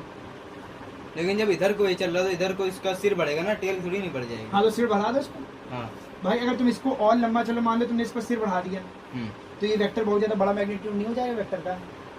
वेक्टर ये क्या बी रह जाएगा, बी की वैल्यू इंक्रीज नहीं हो जाएगी। मैंने क्या कहा था, length of arrow represent the magnitude. अगर मैं इसका रिप्रेजेंट अगर बढ़ा दूंगा, इसका लेंथ बढ़ा दूंगा इसकी पूरी एरो की, तो इसका मैग्नीट्यूड नहीं बढ़ जाएगा बी का। तो हमें बी को ऐसे उठाना है और इधर रख देना है। ओह समझ गया। ये करा है हमने ये नहीं करा इसको पूरा खींचा है, हमने इसको ऐसे उठाया, इसको इधर रख दिया, ठीक। समझ गया। अब हम लोग स्पेशल केस पर आते हैं। ये भी कह सकते कि जहाँ पे उसका टेल और उसका फेस उसके जस्ट बगल वाला, उसके बगल वाला वही जस्ट हुआ सेम सिनेरियो, कोई दिक्कत नहीं है इसमें, कोई दिक्कत तो नहीं तुम लोगों को? डेरिवेशन आ गया। हाँ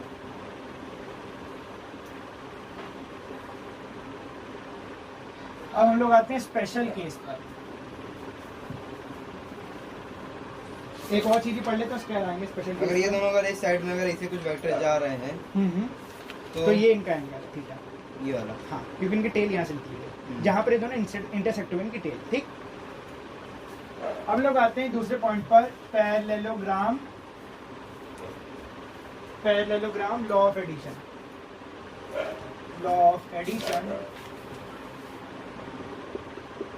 ऑफ वेक्टर, ठीक। देखो पिछली बार हमने क्या करा था, बना दो आराम से। पिछली बार हम लोग ने करा था कि हम लोग ने ए को ऐसे बनाया था, बी को ऐसे बनाया था और रिजल्टेंट ऐसे करके निकाल दिया था, ठीक है? पर मैंने तुम्हें क्या कहा, ये एक फ्री वेक्टर है। इसी क्वेश्चन में तो इनका रिजल्टेंट ये वाला होगा। नहीं ये नहीं है, फिर वो तो ट्रायंगल तो फिर बन गया ना। ये होगा।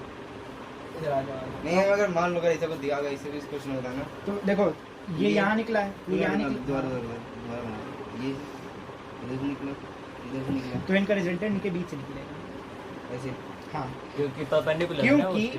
परपेंडिकुलर नहीं है। अगर तुम इसको पीछे बना देते हो ऐसे करके, तब क्या रिजल्टेंट का ये था। अब इसका रिजल्टेंट भी आगे कर दो, वही चीज यहाँ पर सेम सिनेरियो यहाँ पर भी होने वाला है। देख लो, तुम्हें वो चीज समझना, तुमने पूछा उसका आंसर यही मिलने वाला है। मैंने कहा कि पैरेलल है ना? नहीं, पैरेलल कहाँ है? पैरेलल इसमें हाँ, वो दोनों पैरेलल होने चाहिए क्योंकि वो सेम जा रही है, ठीक। रिजल्टेंट बता रहे हैं, इधर शिफ्ट करा, हाँ वो ठीक है। पर यहाँ पर आते हैं, हमने यहाँ क्या करा था, हमने ए को बनाया, बी को बनाया, रिजल्टेंट ऐसे बना दिया। पर मैं तुमसे क्या कहता, ये एक फ्री वेक्टर है। एक मैंने और तरीके से बना दिया, मैंने बी को उठाया और इधर रख दिया, ठीक है? कोई तुम्हारे क्वेश्चन में बता, तुम्हारा आंसर मिल गया, ठीक है? हाँ, चीटिंग कर ली है, मैथमेटिशियन ने चीटिंग कर ली रेशियो की, ठीक। अरे हमने ये ना बताया तुमने। चलो बी ये आ गया हाँ।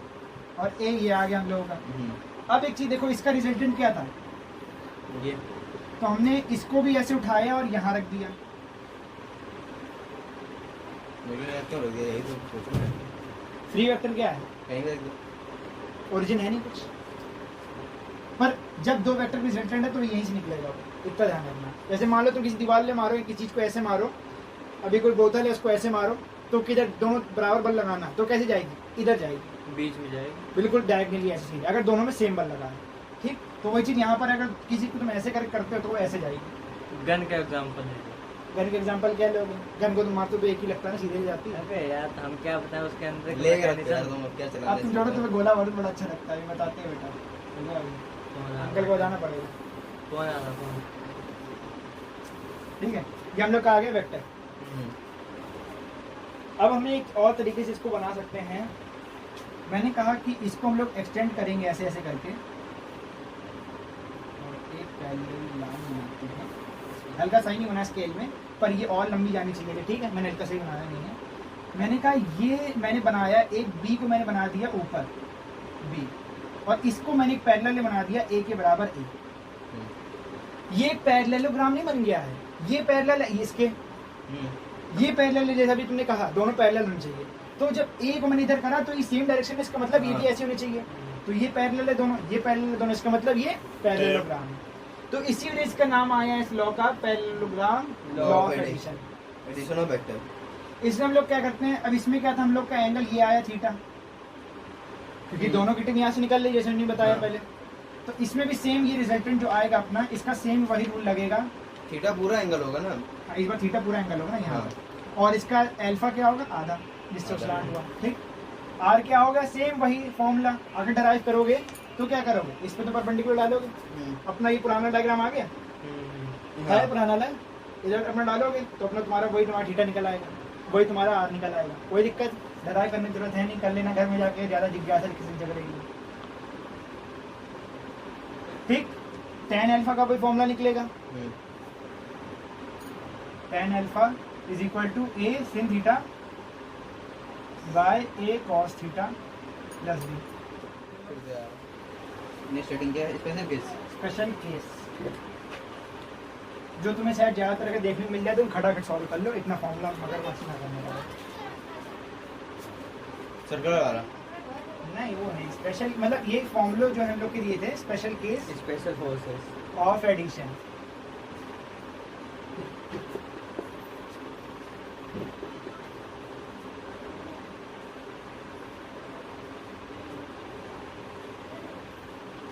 व्हेन, पहला केस हम लोग का है, when two vectors are in same direction.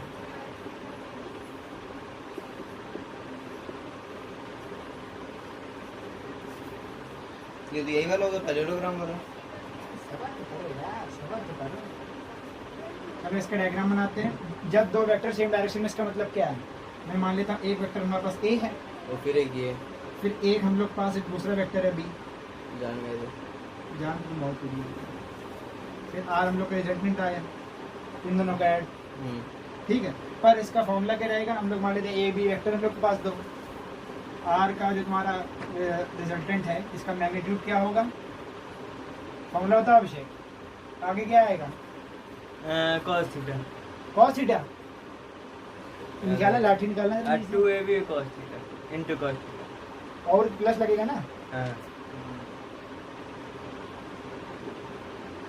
ठीक है। ये हम लोग का फॉर्मूला होता है आर का, हर केस पर ये लगता है। पर हमने जब कहा ये दोनों सेम डायरेक्शन में, तो इनके बीच का एंगल क्या होगा, कुछ नहीं होगा, जीरो होगा। भाई जब ये cos ऐसे zero ये होगा। ऐसे है तो cos जीरो क्या होता है, cos 0 होता है 0, बहुत सही, तुम्हें बेटा मेरा भविष्य 1 होता है। 2ab आया into 1 मतलब 2ab। ये फॉर्मूला क्या है, a square plus b square plus 2ab, a plus b का whole square, a plus b का होल स्क्वायर। होल स्क्वायर है। हम लोग को क्या मिला, स्क्वायर से रूट कट जर्नी कटता नहीं है क्यों, कट हो गया, कटता है, a प्लस b। देखो लिया, और अच्छे से लिख दें, नहीं नहीं, a बार एप्पल 2 रेज़ टू पावर 1/2 दोनों कट गए, मुझे लिखे नहीं चलो ठीक है। नहीं, आर भाई हम हमने इधर साइड देखा नहीं था ना। ठीक है, आर क्या है हम लोग का, R equal a plus B, हाँ ठीक है। स्पेशल केस ये क्यों था, मैंने कहा अगर तुम लोग को दो वेक्टर सेम डायरेक्शन में दिए तो उनका जस्ट मैग्नीट्यूड को ऐड कर दो, तुम्हारा दो resultant और तीन होते तो तो तीन होते तो तीनों को ऐड कर देते, पर उसका हल्का रूल अलग है। उसमें तुम क्या करोगे, तो, उसमें तुम क्या करोगे, दो का रिजल्टेंट निकाला, भाई ये रिजल्टेंट भी सेम डायरेक्शन में होगा तीसरे के, तो इसको ऐड कर देना, तीसरे वाले को तीसरे वाले को आर से ऐड कर देना, तो उनका अलग रिजल्टेंट आ जाएगा। समझ गए? नहीं समझे। मान लेते हैं हमारे पास ये किसका रिजल्टेंट है, ए बी का, ए बी का ठीक है। ठीक। हम लोग के पास एक वेक्टर है तुम्हारा और सी, ठीक तो है। ये जो बी ये तो आर ये हुआ जो ये डी रिजल्टेंट बन आया गया है, मतलब मान लिया कि आर ये डी बन गया, ये डी बन गया, ठीक है। तो हम सी डी हम को लोग ऐड कर निकाल देंगे इन दोनों को, तो इनका एक और वेक्टर बनेगा तुम्हारा, ऐसे वेक्टर इनका में ले रिजल्टेंट जाओ। बन जाएगा। हाँ ठीक ठीक है। पहले इन दोनों जोड़ो, फिर जो अच्छा, जोड़ के समझ आएगा गया, वो समझ इससे गया, जोड़ दो, समझ ठीक। गया। हाँ, समझ अब इधर आ जाते हैं, फॉर्मूला पता चल गया ये, रुकना सेकंड के लिए लिख लो ये स्पेशल केस। और एक और चीज भी लिख सकते हो यहाँ पर, when angle between them, when angle between them is zero. Angle between them लिखने ज्यादा अच्छा लगेगा।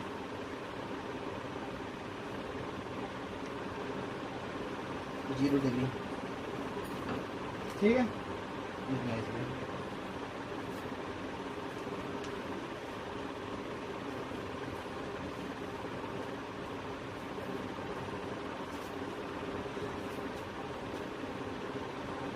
एक और चीज भी बतानी है, ये पहला पॉइंट है अपना, हमारा आर ये आएगा तुम्हारा, ये दूसरा पॉइंट ये है, tan अल्फा का फॉर्मूला क्या होता है,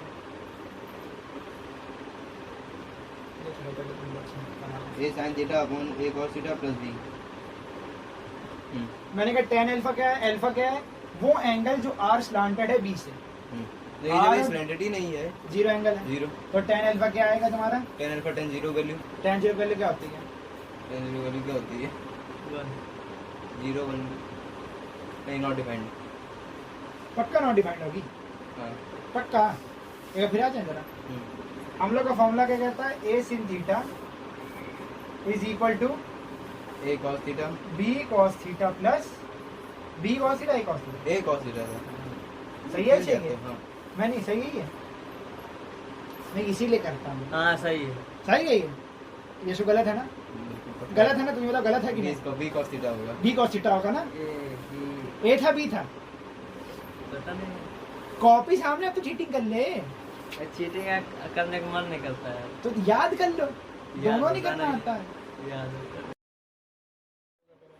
ए sin थीटा, देखो थीटा की वैल्यू क्या है, उन दोनों के बीच का एंगल, हाँ तो ए sin जीरो क्या आया, और ए तुम्हारा cos जीरो आया प्लस बी, ठीक, 0/1 zero by A plus B, क्या आया तुम्हारा जीरो, tan अल्फा की वैल्यू क्या आ जाएगी, जीरो। जीरो। तुमने क्या बताई थी, नॉट डिफाइंड। नॉट डिफाइंड, क्यों, चलो तुम्हें tan जीरो की वैल्यू पता करें, tan जीरो की क्या आती है, tan थीटा की value sin theta bye, cos theta ठीक, tan जीरो की वैल्यू क्या आएगी, इन पे इनमें जीरो डाल दो, अब sin जीरो क्या होता है, zero, cos theta cos zero one, तो जीरो बाय वन जीरो, ठीक है भैया जी। तो tan अल्फा भी जीरो आएगा, ये भी सेकंड पॉइंट है अपना, पूरा नोट करना, से tan अल्फा इक्वल जीरो निकलेगा, वहां से घर जा खुद ही समझ जाओगे।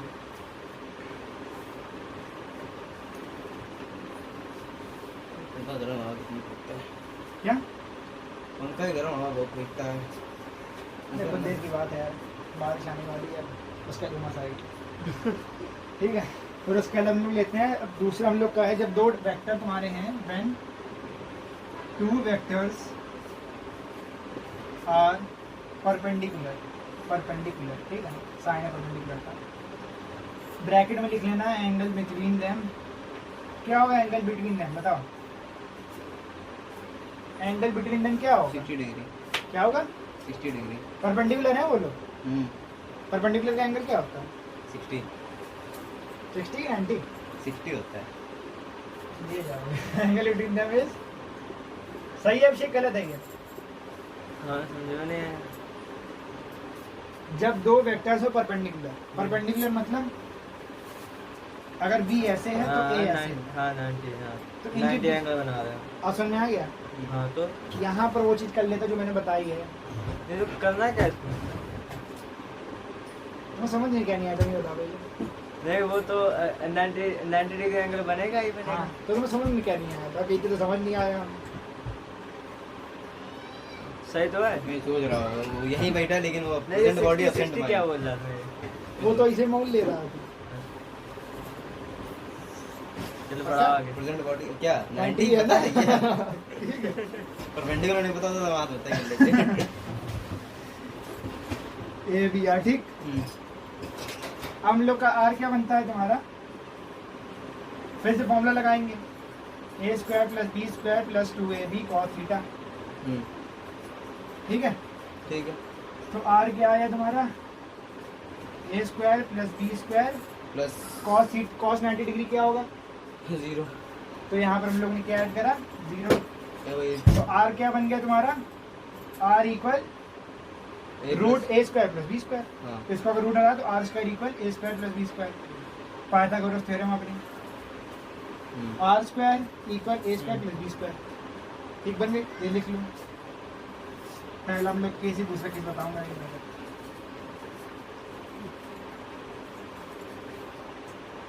यार फिगर बनाने की जरूरत है नहीं, पता 90 डिग्री पे जब इंक्लाइन करना। क्या फिगर बनाने की कोई जरूरत तो है नहीं। फिगर बनाने की जरूरत है, बहुत है।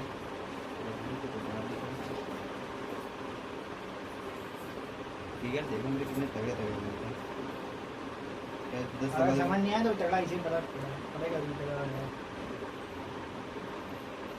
नहीं आएगा, इतना समझ में तो आ ही जाता है। अच्छी बात है। एक चीज मैं लिख दे रहा हूँ तुम लोग को हम समझ बैठे में- हैं यहाँ पे। हाँ तो बैठे हो ना, अच्छी बात है, बैठे रहो, कोई दिक्कत नहीं, भाव नहीं पहुंचेगा।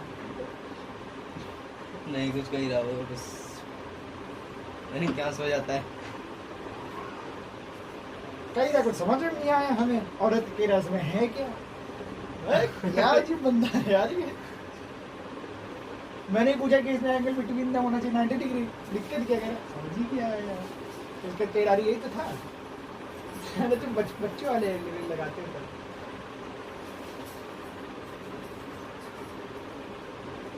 tan अल्फा क्या बनेगा बता सकता है कोई? 10 90 tan अल्फा जो मैंने 10 बताया बनाया है, अल्फा। हाँ क्या वो सही बना है? ये बनेगा 40 डिग्री का। Tan अल्फा ये सही है? 45 डिग्री का। बी अल्फा वाई ये है। एंगल है। मतलब बी की जो लेंथ हो वो एक ही अपॉन ए की लेंथ, बी की लेंथ अपॉन ए की लेंथ। tan अल्फा मैंने, अल्फा ये है, हाँ जैसे tan अल्फा हमने पिछला निकाला था, हाँ, हाँ। तो क्या इस बार जो मैं tan अल्फा निकाला है क्या वो सही है फॉर्मूला? तुम लोग बताओ। परपेंडिकुलर अपॉन बेस होती है 10 अल्फा तो। हाँ तो ये सही है फॉर्मूला मेरा? नहीं सही है। तुम बताओ सही है? नहीं सही। हाँ नहीं सही है। वो बेस में नहीं है बी वेक्टर। याद हो गया तुम्हें tan थीटा? tan थीटा याद फॉर्मूला क्या है नहीं tan है। थीटा का? tan थीटा का अभी जिसने बताया ना, उसने क्या बताया, वो बताओ उसने क्या बताया, tan थीटा क्या है? परपेंडिकुलर अपॉन पेपर में नहीं करोगे बेचारा, भैया बोलो क्या बताया तुमने, फिर फायदा नहीं करेंगे। हाँ फॉर्मूला इसका क्या है, a बाय b, tan तरीका क्या था हम लोग का, a sin theta by a cos theta B plus कहाँ b। है? बी मैंने क्या यहाँ पर क्या देखो फॉर्मूला था हम लोग के पास, a sin theta, A cos theta plus B ठीक है। इससे भी हम लोग ये चीज निकाल सकते हैं कैसे, a sin थीटा की वैल्यू क्या है 90 क्या आएगी 1, 1 यहाँ पर हम लोग का क्या आ गया, 1 a cos 90 क्या वैल्यू है 0 0, तो 0 आ गया, प्लस a बाय b आ गई ये चीज। डायरेक्ट ठीक, दोनों तरीके से एक ही चीज आई है, एंगल निकालना है। निकालना तो है। मान लीजिए अब यहाँ पे आ गया 3/4 आ गया मान लो, हाँ ठीक है, आ तो फिर गया। एंगल कैसे निकालेंगे? तुम एंगल ऐसे निकालोगे, इसका कहते हैं इनवर्स फंक्शन, ठीक। इसका एक ऐसे मान लो tan a बाई बी हम लोग tan अल्फा, ठीक। तो इसका क्या करते हैं, alpha equal tan minus tan का इनवर्स a बाई बी। ये पता कैसे चलेगा कि ये पता तुम्हें कैलकुलेटर से चलेगा। देखो क्वेश्चन में क्या आता है, कुछ स्टैंडर्ड एंगल आते हैं, कौन से 1/2, जैसे मान लो sin ले लिया 1/2 दे देंगे, 1/√2 दे देंगे, √3/2 दे देंगे, 0 1। इसमें क्या तुम्हें देंगे √3 1/2 3 1 0 इन्फिनिटी, यही मतलब ऐसा कुछ देंगे कि जो value तुम्हें पता निकालने हो, में- वैल्यू पता हो। और ऐसी भी आ सकती है जो तुम वैल्यू निकाल सको, वो कैसे निकलेगी तुम्हें फिफ्थ चैप्टर में हम लोग पढ़ाएंगे कि फिर एंगल और सम कैसे करते हैं, हाँ तो उसमें तो समझ में आ जाएगा, ठीक। पर स्टैंडर्ड ही एंगल मिलेंगे, इतना ज़्यादा कॉम्प्लेक्स अल्फा वाला हाँ कर लिया था। लिया था ना। अब हम लोग एक और केस आया, when two vectors are in opposite direction. जब दो वेक्टर अपोजिट डायरेक्शन में, इसका मतलब क्या है? इसका मतलब ये है कि वो कुछ ऐसे बनेंगे। ए अगर ये है तो बी ये है, बी और ये तुम्हारा ए। इन दोनों के बीच में एंगल क्या होगा? 180 डिग्री। कैसे? हाँ रुक गया। हाँ अगर ऐसे हम लोग बी को बनाते हैं तो इनके बीच का एंगल क्या होगा? 180 डिग्री। स्ट्रेट लाइन है तो एंगल बिटवीन देम 180। तो इसका कौन सॉल्व करेगा मेरे लिए? बताओ जल्दी। सॉल्व करो, मेरे साथ सॉल्व करो। सबका तरीका बताइए। हाँ। 180 डिग्री रखना है, जल्दी रखो। चलो 180 sin 180 डिग्री वैल्यू क्या होती है? कॉस, अच्छा तुम्हें पता ही नहीं। कॉस 180 इसकी वैल्यू होती -1। कॉस 180 डिग्री की वैल्यू होती -1। ठीक है, अब करो सॉल्व करो, जल्दी करो। तो a square plus b square minus 2ab ठीक, -2ab इक्वल a माइनस बी। का होल a माइनस b का होल स्क्वायर। ठीक है, तो वो अरे r आ जाएगा a माइनस b। ठीक। क्या चीज?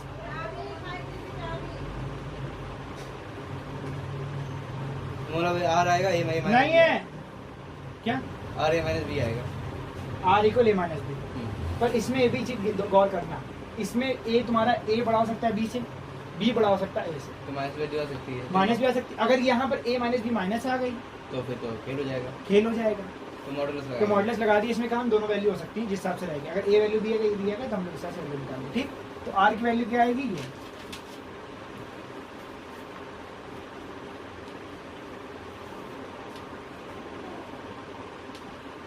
इसको मैंने a माइनस बी क्यों लिखा है? इसकी वैल्यू क्या क्या आ सकती है तुम्हारी? फिर a माइनस बी भी आ सकती है और b माइनस ए भी। क्यों? मान लेते हैं b बड़ा है a से। ठीक, सुनना। अगर b जैसे मान लो मुझे कोई बंदा है, इधर खींच रहा है, इधर खींच रहा है, 180 डिग्री का एंगल है दोनों में। मान लो वो ज्यादा तेज मुझसे इधर वाले से ज्यादा तेज खींच रहा है तो मैं इधर जाऊंगा। वहाँ तो फट जाएगा। हाथ भी उखड़ जाएगा, ठीक है, उस पर है। पर अगर ज्यादा इम्पल्स ज्यादा हाँ। तेज नहीं हुआ है, इम्पल्स होता है जब हाथ उखड़ेगा ज्यादा, वो होता है इतना फोर्स तुम्हारा सह सकता है। पर अगर आराम आराम से अगर खींच रहे हैं, ज्यादा खटाक से नहीं खींचा, खटाक से तभी तो उखड़ेगा। ठीक, आराम से अगर खींच रहा है, अगर इसने ज्यादा खींचा तो मैं इधर चला जाऊंगा, अगर इसने ज्यादा खींचा तो मैं इधर चला जाऊंगा। तो ये इसमें आया a minus B, B minus से। इसके हिसाब से पूछा गया कौन सा बड़ा कौन छोटा है। ठीक, अगर b बड़ा है तो b माइनस ए हो जाएगा, a बड़ा देना माइनस ए माइनस बी हो जाएगा। ठीक, ये भी लिख देते मॉडुलस लगाने को। मॉडल्स लगाने के बाद दोनों को पॉजिटिव आ जाएगा। अरे तुम ये करो इसका मतलब पॉजिटिव नंबर आना है। ठीक, कोई दिक्कत नहीं। मॉडल लगा ज्यादा सही रहेगा। मॉडल्स लगाओ ज्यादा सही, क्योंकि तुम क्या है इसके बीच में भले ही छोटा बड़ा कोई भी हो, तुम्हारा पॉजिटिव नंबर आना ही है। ठीक है, नेक्स्ट है। रुकिए आराम से कर लो। अब शिव मॉडल्स का मतलब पता है ना? क्या मतलब? कोई नंबर रखो तो वो पॉजिटिव हो जाएगा।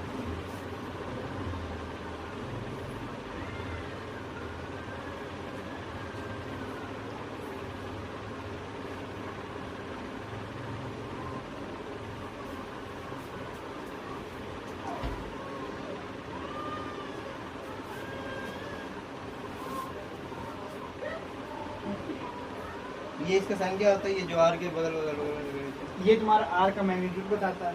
मैं इस पे पॉइंट लिखवा चुका हूँ। नहीं ये अच्छा ये लाइन, ये जो लाइन होती है ये लाइन होती है दो, ये बताती है किसी वेक्टर का मैग्नीट्यूड। जैसे मैंने कोई वेक्टर लिख दिया आर से रिप्रेजेंटेड है, तो इसका अच्छा। मैग्नीट्यूड क्या होगा?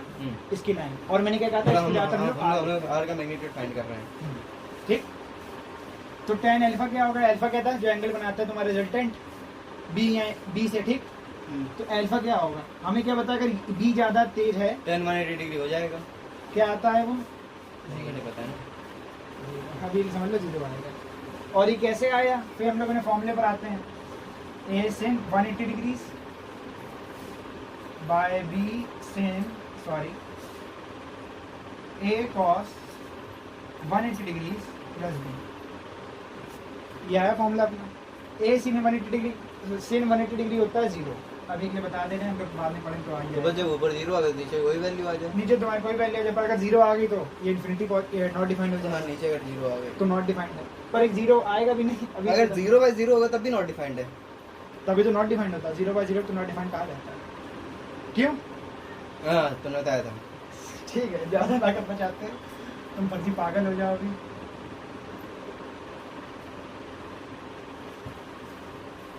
ठीक, लिखना ये लिख लो यार। अब पॉसिबिलिटी की वैल्यू sin 180 डिग्री लिखनी लिख लो कहीं पर। sin 180 डिग्री होता है तुम्हारा 0। ये चलो हम उसमें देख लेंगे ना डायरेक्ट पूरा। लिख लो sin 180 डिग्री की वैल्यू होती है तुम्हारी 0, cos 180 डिग्री की वैल्यू होती है -1।